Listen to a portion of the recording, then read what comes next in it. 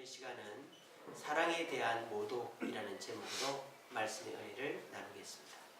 영상을 하나 보겠습니다. 국제구호단체 옥스팜 직원들의 성매매 사건이 확산하고 있습니다. 현장 직원들의 성매매에 이어 원조를 대가로 관계를 요구했다는 폭로까지 나왔습니다. 임수근 기자입니다. 지난 9일 영국의 더 타임스는 2010년 IT에 파견된 옥스팜 직원들이 성매매에 연루돼 4명이 해임되고 3명이 사직했다고 보도했습니다. 강진으로 31만 명이 숨진 참사 현장에서 파견 직원들이 숙소로 성매매 여성들을 불러들였다는 것입니다. 비난이 일자 당시 책임선상에 있던 옥스팜의 페니 로렌스 부대표가 전격 사임했으나 파문은 커지고 있습니다. 영국 가디언은 옥스팜 직원들이 2006년 아프리카 차드에서도 성매매했다는 의혹을 보도했습니다. 또 옥스팜의 국제안전보호국 국장이었던 헬렌 에반스는 한 방송과의 인터뷰에서 구호 직원이 원조를 대가로 성관계를 했다고 폭로했습니다. Two of them had involved allegations of exploitation of beneficiaries. That's people who receive money from Oxfam. Yeah, aid. So basically aid in exchange for sex. 에반스는 또 최근 몇 년 동안 영국의 옥스팜 가게에서 성추행 사례가 12차례나 발생했으며 피해자 중엔 미성년자도 포함됐다고 밝혔습니다. 영국 정부는 옥스팜 지도부의 도덕적 리더십을 질타하고 옥스팜이 성매매 조사 보고서를 모두 제출하지 않으면 재정 지원을 끊겠다고 경고했습니다. So I have made it very clear to Oxfam what we expect to see from them. That these decisions shouldn't be taken hastily, but I'm considering them. 유럽연합 역시 옥스팜이 윤리 규정을 위반한 것으로 드러나면 재정 지원을 중단하겠다고 밝혔습니다. 옥스팜은 지난해 영국 정부와 유럽연합으로부터 모두 800억 원의 사업 기금을 지원받았습니다. YTN 임수근입니다. 옥스팜이라는 자선 구호단체는 1942년도에 생겼습니다. 2차 세계대전 때 그리스 난민들을 돕기 위해서 영국 옥스포드라는 도시에 시민들이 나서가지고 그리스 난민들을 돕던 것이 시작이 돼가지고 현재 80개국에 3만여 명의 자원봉사자들이 자선 구호 활동을 하고 있습니다. 그리고 영국 정부와 유럽연합 EU에서 한 해에 800억이라는 엄청난 재정 지원을 하는 자선구호단체가 이 옥스팜입니다. 근데 이 옥스팜에서 어떤 일이 벌어졌다고요? 성매매가 이루어졌습니다. 자, 어떻게 해서 성매매가 가능했을까요? 영국은 성매매에 대해서 문제 제기를 하지 않는 국가이기 때문입니다. 전 세계적으로 성매매를 합법화하는 국가들이 있습니다. 호주라든지 독일, 스위스 이런 나라들은 정부의 허가를 받고 여성이 성매매를 할 수 있습니다. 그 외에도 여러 나라가 있습니다. 근데 영국 같은 나라, 영국, 이스라엘, 캐나다 이런 나라들은 성매매를 합법화하진 않았지만 성매매를 묵인하고 있습니다. 그러니까 돈을 주고 이제 자기 성을 이용해서 돈을 버는 것을 묵인하고 있는 거죠. 그러니까 이 옥스팜은 영국에서 만들어진 자선단체니까 뭐 내가 성적인 욕망을 채우기 위해서 여성에게 돈을 주고 성관계를 맺는 게 뭔 잘못인가 이런 생각이 있다 보니까 저 폐허가 된 땅에 가서도 돈을 주고 자기 욕망을 채우는 거예요. 이 IT는 2010년도에 이 카리브해라고 있지 않습니까? 멕시코 옆에 있는 바다. 그 카리브해에 있는 조그마한 섬나라인데 강도 7.0의 지진이 나가지고 엄청나게 많은 사람이 죽었어요. 그래서 이 옥스팜도 저기에서 구호 활동을 하고 있는데 이 여성들을 데려다가 성매매를 한 거죠. 그러니까 그렇게 할 수 있는 것이 뭡니까? 성매매를 돈을 주고 성을 살 수 있다라는 가치관이 그 옥스팜 직원들에게 있었던 거예요. 우리나라는 어떨까요? 우리나라 성매매 돈 주고 할 수 있습니까? 없습니까? 과거에는 할 수 있었는데 현재에는 못합니다. 2004년도에 성매매 특별법이 세워졌어요. 그래서 합법적으로 성매매를 할 수 없어요. 우리나라뿐만 아니라 중국, 미국, 그리고 러시아, 그리고 그 모슬림 국가 있죠. 이슬람 국가들은 성매매를 법적으로 금지하고 있습니다. 근데 재밌는 것은 미국은 미국 연방정부 차원에서는 성매매가 금지되어 있어요. 근데 딱 한 개 주가 성매매가 허용되고 있습니다. 바로 네바다주입니다. 네바다주에 어떤 도시가 있죠? 라스베가스. 게임하는 도시. 그래서 네바다주는 마약도 뭡니까 저기 그 담배 대마초 비슷한 뭐죠 그게? 마리화나도 합법화되어 있고 성매매도 유일하게 합법화되어 있는 타락한 주가 네바다주예요. 그러니까 대부분 동양 이런 가치관을 가진 나라들 그리고 모슬림 국가 그리고 기독교 국가는 성매매를 합법적으로 금지시키고 있습니다. 근데 그 외에 기독교 국가였지만 이제는 기독교의 영향력이 줄어든 국가들은 대부분 다 성매매를 성을 돈으로 기준 삼고 있는 겁니다. 자, 그런데 우리나라 사람들은 돈을 주고 성을 사는 거에 대해서 좀 불편함이 있지만 이건 어떻습니까? 사랑이라는 기준이면 성을 주고받아도 된다고 생각하지 않습니까? 요즘에 예수 믿는 청년들 빼고 순결을 지켜야 되겠다는 생각을 가진 청년들이 없어요, 요즘은. 왜? 성을 사랑하면 서로 주고받을 수 있다라는 것에 대해서 그 누구도 이제는 뭐 문제 삼지 않습니다.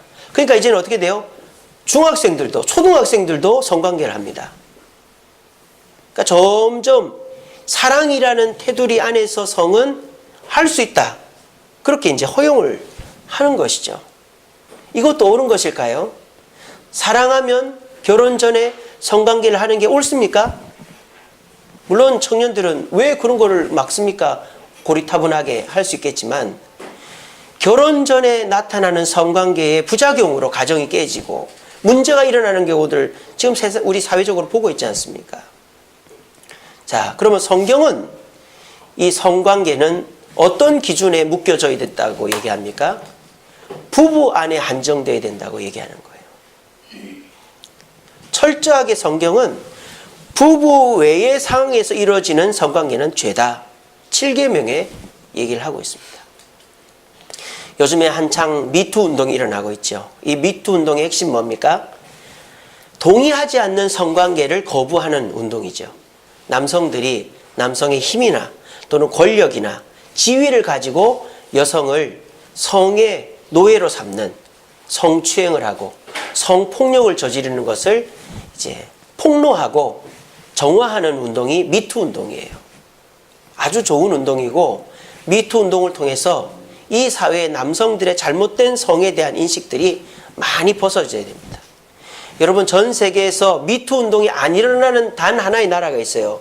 어느 나라인지 아세요? 일본이에요. 일본은 미투 운동을 안 해요. 왠지 아세요? CR이 안 맥히거든요. 어떤 여자가 자기 회사 간부, 아버지의 그 같은 친한 간부에게 성폭행을 당했어요. 이 여자가 고발을 했어요. 기소조차 안 됐답니다. 일본은 뿌리 깊게 성문화가 남성 중심적으로 고착화되어 있기 때문에. 여러분 여성들 그 일본 전통 복장 기모노 아시죠? 기모노 여자들 입은 거 생각을 해보세요. 허리에 띠를 차고 있고 뒤에 보자기 같은 거 달고 있습니다. 기억이 나시죠? 그 보자기가 뭔지 아세요? 그렇죠. 남자들이 언제든지 성관계를 요구하면 그 보자기를 깔고 그렇게 성관계를 해주는 거예요. 왜 그렇게 됐을까요? 전쟁이 워낙 많아가지고 남자들이 태어나면 죽는 거예요. 그러니까 여자들은 애 낳는 기회가 돼버린 거예요. 일본에서는. 그러니까 여자들에게서 정조란 없는 거예요. 그냥 남자가 요구하면 아기를 낳기 위해서 누구에게든지 그렇게 해야 되는 게 일본 사회인 거예요. 잘못된 성의식이 있으면 미투 운동은 소용이 없어요. 일본에서는 CR도 안 맥힌다니까요. 우리나라는 어떨까요? 다른 나라들은 어떨까요? 여러분 미투 운동이라는 것은 내가 사랑 관계가 아닌 사람과 성관계를 거부할 수 있어야 되는데 거부 못하는 상황 때문에 하는 거거든요. 근데 애매한 게 뭔지 아세요? 어떤 게 사랑이고 어떤 게 사랑이 아니라고 말할 수 있죠? 그거 어떻게 합니까? 녹음을 해야 됩니까? 만약에 사랑하는 남자친구, 여자친구예요. 근데 성관계 맺기 전에 야, 내 너 사랑하는 거 알지? 너도 사랑한다고 해. 녹음해놓고 그렇게 해야 됩니까? 안 그러면 여자나 남자가 나 성폭행 당했다 하면 뭐로 증거를 드려야 될 겁니까? 그러니까 이게 굉장히 애매한 기준이라는 거예요. 그러니까 전 세계적으로 돈을 가지고 성을 주고받는 기준은 잘못됐다라는 거를 아까 옥스팜 그거를 폭로하면서 이제 그거에 대한 공감대는 있잖아요. 근데 지금 전 세계적으로 이 성에 대한 의식이 잘못되어 있는 거예요. 그게 뭐다? 성은 사랑하는 사람하고는 결혼에 관계없이 즐길 수 있다라고 생각하는 거예요.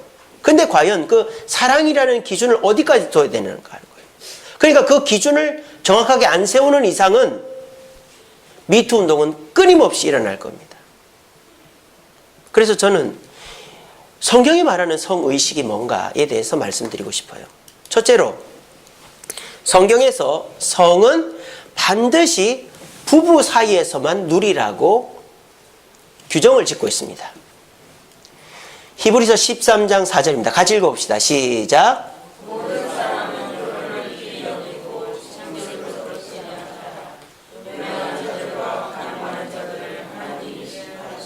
네, 하나님은 결혼을 귀히 여기신다 그랬습니다. 그리고 이 결혼한 부부에게만 성을 선물로 주셨어요. 근데 만약에 이 결혼 전에 또는 결혼을 했지만 결혼한 당사자가 아닌 대상과 성관계를 맺을 때에 하나님은 어떻게 하신다고요? 어떻게 하신다고요? 심판하신다고요. 여러분 기름을 한번 생각해 보십시오. 기름 얼마나 좋은 겁니까? 그 기름 때문에 배도 움직이고 기차도 움직이고 공장도 돌리고 자동차도 움직입니다. 근데 그 기름이요 바다에 쏟아져 나왔다고 생각해 보세요. 그 바다는 한동안 못 씁니다. 또 그 기름이 길바닥에 쏟아져 나왔다고 생각해 보세요. 거기는 아무 화염이 휩싸일 것입니다.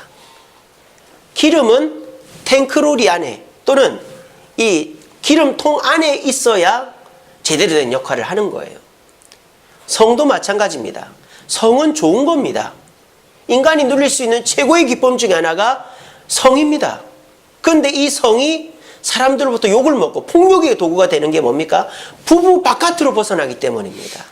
결혼하기도 전에 호기심이나 유혹에 이끌려서 남녀 사이에 또는 동성끼리 성관계를 맺는다든지 또는 결혼을 했는데도 불구하고 자기 아내에게 남편에게 만족하지 못하고 그 외의 대상에게 눈을 돌린다면 그거는 우리에게 엄청난 문제거리가 되고 우리를 괴롭히는 것입니다.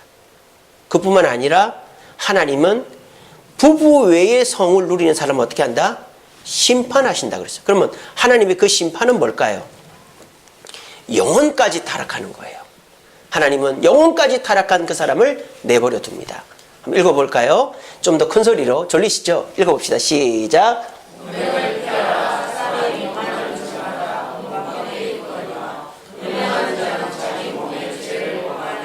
네.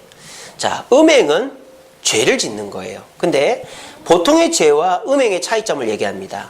보통의 죄는 몸 밖에다 짓는다 그래요. 몸 밖에다가. 근데 이 음행은 어디다 짓는다 그래요? 몸에다가 죄를 짓는다 그래요.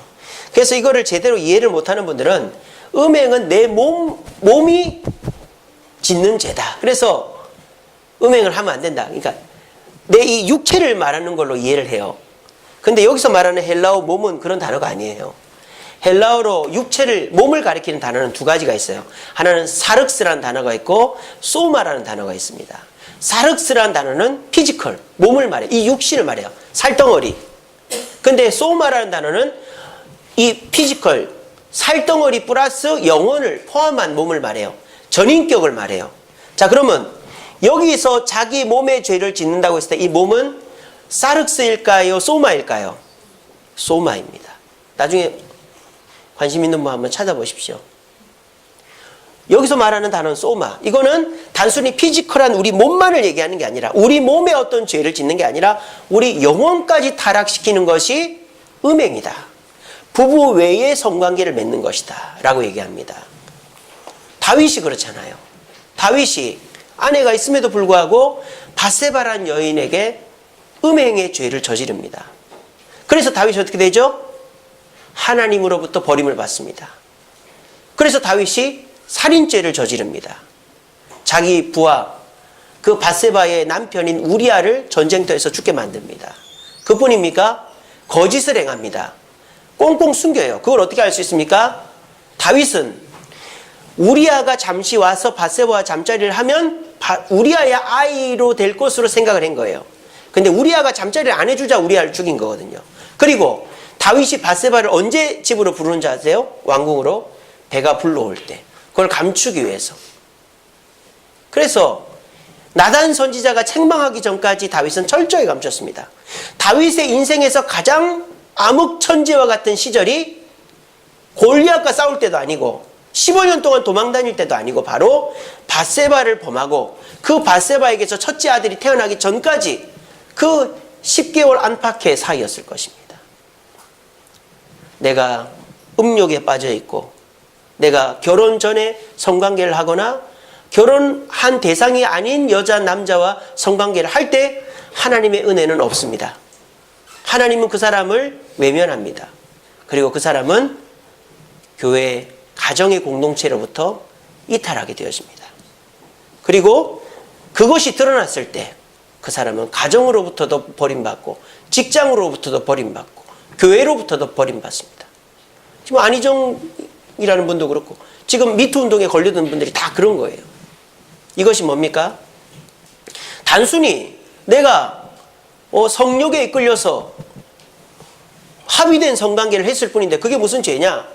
라고 말할 수 있겠지만 하나님의 입장으로 볼 때 그건 굉장히 큰 죄인 거예요. 왜? 하나님은 부부 사이에만 성관계를 허락했는데 그거를 넘어서 자기 멋대로 했으니까 하나님은 그것을 책망하실 뿐만 아니라 그것이 드러났을 때 가정도 깨지고 직장도 깨지고 교회도 깨지고 그 사람이 하던 일은 모든 것이 중단되어져 버린다. 이것이 바로 부부 외의 성관계를 한 사람에게 나타나는 하나님의 심판이다. 그뿐이 아닙니다. 부부 외의 성관계를 하는 사람에게 하나님은 인간관계까지 파괴시켜 버립니다. 자, 이거 읽어보겠습니다. 시작.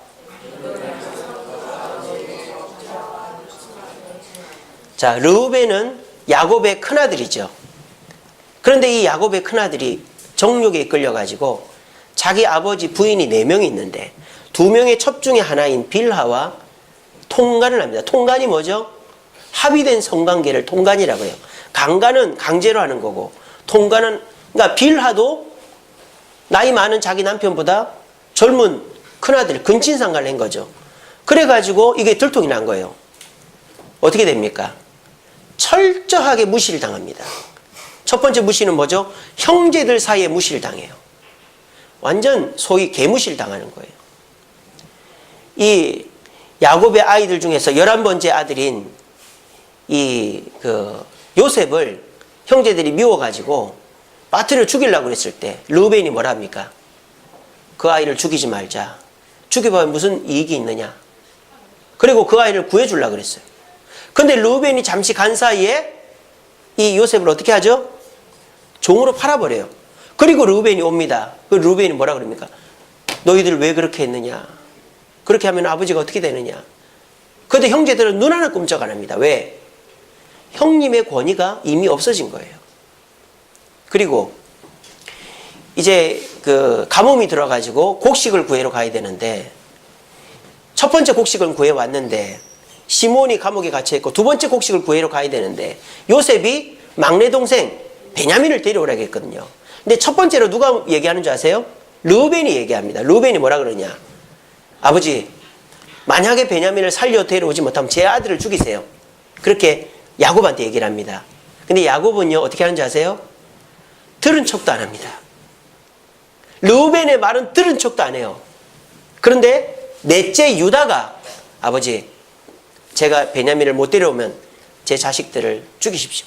하니까 그때 가서야 그래 데려가라. 르우벤을 철저하게 개무시하는 거예요. 아버지도 형제들도. 그뿐인 줄 아십니까? 아버지의 축복으로부터 외면받아요. 야곱이 12 아들의 미래를 예언할 때 르우벤에게는 뭐라 했는 줄 알아요? 너는 끓는 물과 같다. 왜? 네 정욕을 참지 못해서 너는 네 서모와 통관을 했기 때문에 너는 복이 없다. 장자임에도 불구하고 다른 형제들은 복을 받는데 철저하게 심판받고 저주받는 것이 르우벤입니다. 이게 뭐죠? 부부 밖의 성관계, 결혼하기 전에 성관계를 맺고 결혼했는데 내 아내 남편이 아닌 사람과 성관계를 맺는 사람은 권위가 없어지는 거예요. 권위가 없어집니다. 요즘에 왜 가정에서 자녀들이 부모에게 대들까요? 부모의 권위가 없어지기 때문이에요. 왜 부모의 권위가 없어질까요? 예전 부모들만큼 자녀에게 안 하는 거예요. 예전 부모들만큼 자녀에게 음식을 안 해주고, 예년 부모들만큼 자녀에게 신경 안 써주고, 예년 부모들만큼 자녀와 같은 시간을 안 보내주고, 예년 부모들과 같이 자녀에게 헌신하지 않으니까 자녀들이 부모를 어려워하지 않는 거예요. 언제 그런 문제가 일어납니까? 자녀가 무슨 문제가 일어났을 때 앉혀놓고 야단을 칩니다. 그러면 그때 가서 자녀들은 속에 있는 얘기를 합니다. 엄마 아빠가 나한테 해준 게 뭐가 있는데 나를 야단치느냐. 그럼 엄마 아빠가 진짜 해준 게 없거든요. 한 말이 없는 거예요. 그런 식으로 자녀는 부모의 권위를 무시하는 것이 이 시대가 되었습니다. 그런데 부모의 권위가 한 방에 없어지는 것이 뭡니까? 우리 아빠가 우리 엄마 아빠 아닌 사람과 잠자리를 했다. 그게 들통이 났다. 그러면 그 아버지는 더 이상 아버지 노릇을 못하는 거예요. 그 어머니 더 이상 어머니 노릇을 못하는 거예요. 이게 뭡니까? 한순간의 욕정을 이기지 못해서 행하는, 사랑하면 되는 거 아니냐라고 말하면서 하는 그 성관계가 모든 것을 앗아간다는 걸 사람들이 모르는 거예요.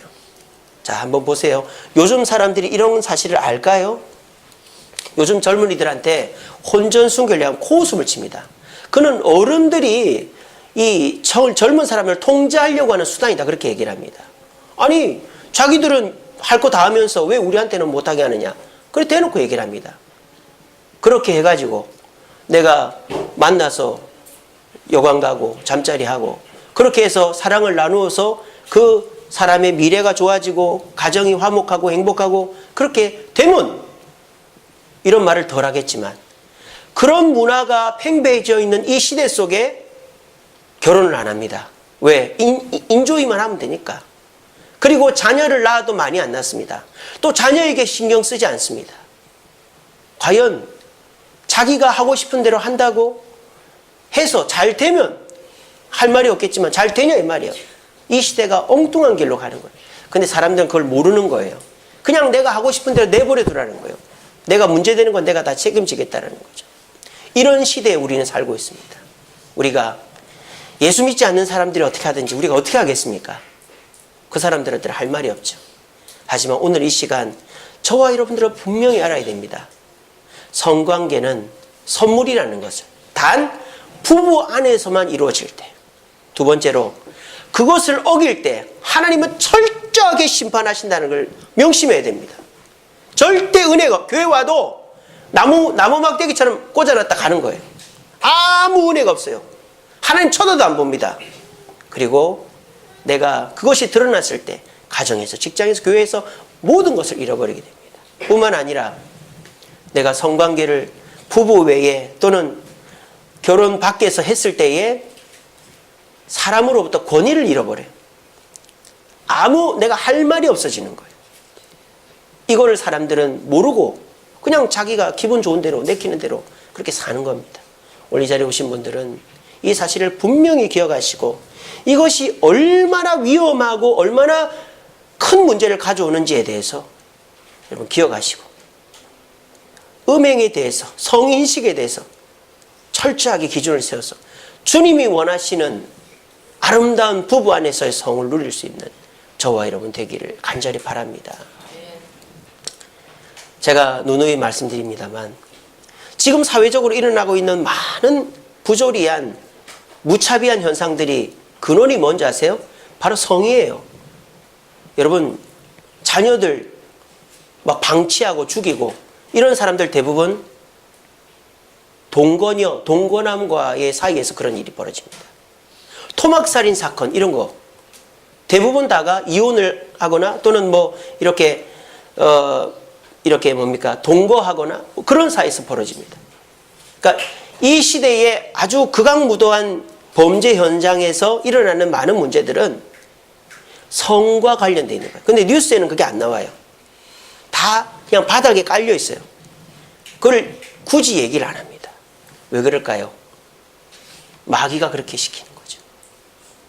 우리가 아무것도 아닌 것 같지만은 성에 대한 인식이 잘못되어 있고 부부 바깥의 성을 즐기면 결국 하나님으로부터 세상으로부터 버림받고 문제가 일어난다는 사실을 꼭 기억하시고 우리가 이 문제의식을 명확하게 할 수 있는 저와 여러분 되기를 간절히 바랍니다. 자, 그럼 마지막으로 우리가 어떻게 하면은 성의식을 개선할 수 있을까? 첫 번째는 분명한 인식을 가져야 된다 생각합니다. 혼전 성관계는 죄다. 왜? 7계명에 10계명 7계명에 간음하지 말라고 되어 있으니까. 혼전 성관계는 죄입니다. 그리고 여러분 사랑을 즐거움의 수단으로 쓰면 하나님을 모독하는 것입니다. 이걸 분명히 기억하십시오. 왜냐? 요한 1서 4장 16절에 보면 하나님은 사랑이시라 그랬습니다. 하나님은 사랑 그 자체입니다. 사랑 그 자체. 그래서 사랑을 매도하거나 사랑을 오염시키면 곧 하나님을 모독하는 일이 되어지는 것입니다. 오늘날 하나님께서 아름답게 만들어 놓은 이 사랑, 성을 돈으로 사고 팔고 사랑이라는 이름으로 즐기면 하나님을 모독하는 것이 되기 때문에 하나님은 반드시 심판하시고 그 사람은 은혜도 없고 외면하시는 겁니다. 여러분 이 사실을 무겁게 받아들이시기 바랍니다. 부부 결혼하기 전에 성관계는 죄다. 그리고 결혼하고 나서도 부부 아닌 사람과의 성관계는 죄다. 이걸 무겁게 받아들이세요. 그리고 지금부터 실천하면 됩니다. 강균성이라는 가수가 있습니다. 그 가수가 순결 전도사 일을 하고 있어요. 근데 사람들이 막 비웃죠. 근데 그 강균성이 원래부터 순결을 지켜왔느냐? 그거 아니에요. 과거에 이미 순결을 잃었어요. 이미 결혼 전에 성관계를 했던 친구예요. 근데 이 친구가 뭐라고 얘기하냐? 내가 과거에 그렇게 했었다. 하지만 나는 깨닫고 난 이후로부터는 그렇게 하지 않고 있다. 라고 얘기해요. 저는 그게 옳다고 생각합니다. 저와 여러분들이 지금까지 순결을 지켜온 우리 청년들도 있겠죠. 그런 청년들 참 대단한 겁니다. 근데 혹시라도 순결을 못 지킨 청년이 있더라도 지금부터라도 순결하게 살면 우리 하나님은 그 청년을 귀하게 보시고 은혜를 주실 것입니다. 마귀는 네가 지금까지 그래 살았는데 앞으로 뭐 은혜가 있을 줄 아냐? 우리를 그렇게 유혹하지만 그렇게 생각하지 마세요. 지금부터 잘하면 하나님의 갑절의 은혜가 주어지는 것입니다. 이 사실을 분명히 인식하시기 바랍니다. 혼전 성관계는 죄입니다. 그리고 하나님에 대한 모독이니까 하나님은 절대 은혜를 주지 않습니다.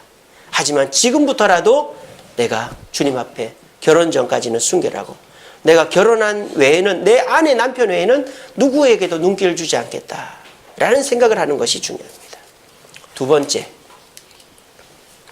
환경을 만들어야 됩니다. 요즘에 저도 스마트폰에 이상하게 돼가지고 광고가 자꾸 떠요. 광고가. 근데 그 광고에 보면 이상한 사진들이 막 있어요. 근데 제가 이제 성도님들 만나고 있는데 스마트폰 이렇게 올려놨는데 갑자기 그게 떠버리는 거예요. 얼마나 당황스럽든지 뭐라고 욕을 하겠어요. 그래서 참 그거 빨리 어떻게 해야 되는데 어떻게 이거 안 지워지더라고요. 그게. 그러니까 요즘은 내가 보기 싫어도 그런 야한 것들이 막 뜨고 막 우리를 힘들게 하는 거예요. 그럴 때마다 우리는 유혹에 넘어가는 겁니다. 한번 눌러볼까? 그 눌러보면 그게 막 광고창이 막 뜨면서 막 난리가 나는 거죠. 우리가 그런 음란한 인터넷, 영화, 만화 같은 것에 우리 자신을 주의해야 되는 것이죠. 그래서 그런 것들이 눈에 띄더라도 눌러보지 않아야 돼요. 관심을 보이지 않아야 돼요. 그리고 더 중요한 건 뭘까요? 부부 간의 관계가 회복되어야 됩니다. 부부 간의 관계가 소원해지면 다른 데 눈을 돌리게 돼 있고 다른 문제가 일어나게 되어 있습니다. 그래서 내가 내 아내를 사랑하고 내 남편을 사랑하다 보면 그 부부 간의 성을 누리게 되고 그것을 통해서 다른 데 눈길을 주지 않게 되는 거예요. 그래서 두 번째 중요한 것은 우리 젊은이들, 청년들은 내가 이 세상의 음란한 드라마, 영화, 인터넷의 성의 문화에 노출되어 있지는 않는지 우리 자신을 돌아보면서 내가 10번 보던 거 5번으로 줄이고 아예 보지 않고 눈에 띄더라도 눌러보지 않고 그렇게 내 자신을 조금씩이라도 그런 음란한 문화에서 벗어나게 해야 되겠다 생각을 하시고, 그리고 우리 결혼하신 분들은 내가 내 아내에게 충실하고 내 남편에게 충실해야 되겠다. 고린도전서 7장 3절에서 5절에 보면 부부끼리 서로 의무를 다하라 그랬어요. 그리고 방을 따로 쓰지 말라 그랬어요. 우리 모두가 부부 안에서의 성을 올바르게 누려야 이런 유혹에서부터 이겨낼 수 있습니다. 마지막으로 정상적인 사랑을 하시기 바랍니다. 특별히 이것은 부부가 정상적인 사랑하는 모습을 자녀들에게 보여줘야 돼요.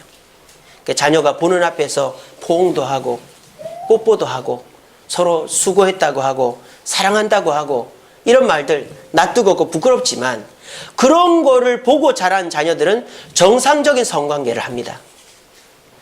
동성애에 빠지는 자녀들 정상적인 사랑을 본 적이 없는 거예요. 그러다가 성폭행을 당하면 정상적인 남녀 간의 사랑을 막 거부하는 거예요. 그러면서 비정상적인 사랑으로 가는 거죠. 그래서 가정에서 서로 부부인데 무슨 이렇게 귀신 쳐다보듯이 하고 무슨 괴물 쳐다보듯이 서로가 거리를 두고 살면 누가 결혼을 하고 싶겠어요? 누가 결혼이 행복하다고 말하겠어요? 그러니까 자녀들이 결혼을 안 하려고 하고 자녀들이 결혼에 대한 환상이 없는 것은 우리 가정에 그런 모습들이 없기 때문이에요. 그래서 우리가 자녀들에게 서로 안고 뽀뽀하고 사랑한다 하고 수고한다 하고 이런 모습들을 보여줄 때 나도 우리 엄마처럼 우리 아빠처럼 좋은 사람 만나서 결혼해서 행복한 가정을 꾸려야지. 이게 되는 것이죠. 오늘 이런 얘기는 제가 무슨 동사무소 대학교 문화강좌에서 얘기한 뺨 맞을 얘기입니다. 지금이 무슨 시대인데 그렇게 얘기를 하시냐고 할 겁니다. 교회니까 이런 얘기를 하는 거예요. 오늘 제가 좀 센 얘기를 해서 혹시 제 얘기가 마음에 걸리는 분들은 용서하시기를 바랍니다. 근데 제가 작정을 하고 나왔어요. 오늘 이런 얘기를 한 번쯤은 해야 되겠다. 올해는 다시는 이런 얘기 안 할 겁니다. 어쨌든 여러분들 정말 조심해야 됩니다. 요즘 얼마나 세상이 가랑비에 옷 젖는 데잖아요. 눈에 보이는 게 다 섹시고 성이고 막 불륜이고 이러다 보니까 우리들이 그냥 그런 거에 무감각해지는 거예요. 그리고 우리 한 달이 건너면 다 여자친구 남자친구 있고 막 불륜 저지르고 이런 얘기들이 들리니까 너무 가볍게 생각을 하는 거예요. 그렇게 하면요 하나님 절대 은혜 안 줍니다. 우리 자신을 정말 조심해. 이건 죄다. 그리고 하나님을 모독하는 것이다. 그리고 음란한 문화와는 철저하게 분리되고 아름다운 부부의 관계를 누리고 보여줘야 되겠다. 그것을 통해서 우리 모두가 하나님이 선물로 주신 성을 잘 누리고 우리 자녀들에게 보여줘서 우리 주세움교회에 있는 모든 청년들은 결혼 전까지 순결을 지키고 그리고 결혼했어도 부부 외의 사람에게는 눈길조차 주지 않는 그런 아름다운 관계들을 맺을 수 있는 저와 여러분 되기를 간절히 바랍니다. 우리 찬양하겠습니다. 결혼식 때 부르는 축가 중에 하나인데요. 그대를 만난 건 주님의 축복이죠. 옆에 아내가 있습니까? 남편이 있습니까? 손을 좀 잡고 연습을 하셔야 돼요. 주성식 기사님 연습을 하셔야 된다니까요. 아이고 그러면 안 되고 헌찬 형제가 왜 결혼을 안 하고 있겠어요? 물론 하겠죠. 자, 그대를 만난 건 악보 제가 줬는데요. 주님의 축복이죠. 그대의 사랑의 섬김이 날 감동케 하죠. 그대를 만난 건 주님의 큰 은혜죠. 그대의 손길을 통하여 주님을 느껴요. 우리 옆에 분 손을 잡고 우리 자기 아내에게 남편에게 한다는 마음으로 우리 찬양 부르도록 하겠습니다. 그대를 만난 건 주님의 축복이죠. 그대의 사랑의 섬김이 날 감동케 하죠. 그대를 만난 건 주님의 큰 은혜죠. 그대의 손길을 통하여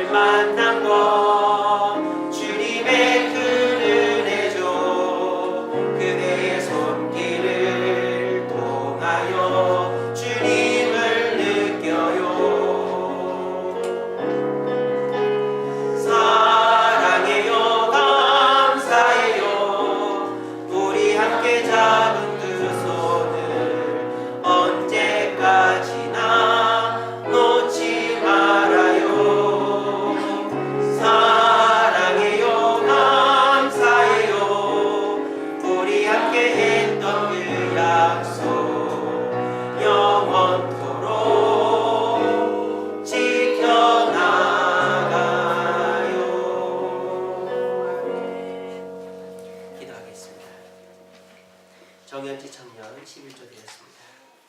사랑해 주님 감사합니다. 오늘도 귀한 말씀으로 우리를 교훈하여 주시니 감사합니다. 세상은 사랑하면 성을 서로 주고받아도 된다고 말하지만 또 그것 때문에 서로 싸우고 고발하고 서로의 마음을 상처를 주는 일들이 일어나고 있습니다.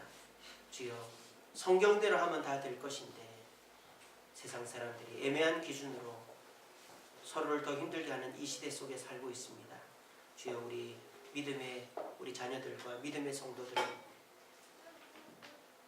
부부 밖의 성은 눈길도 주지 말고 하나님을 모독하는 줄 알고 철저하게 자신을 가다듬고 가랑비에 옷 젖지 않도록 성적인 문화에 눈길을 주지 않고 자신을 지킴으로 주님이 주신 선물 부부 안의 성을 행복하게 기쁨으로 누리는 우리 성도들 되게 도와주시옵소서.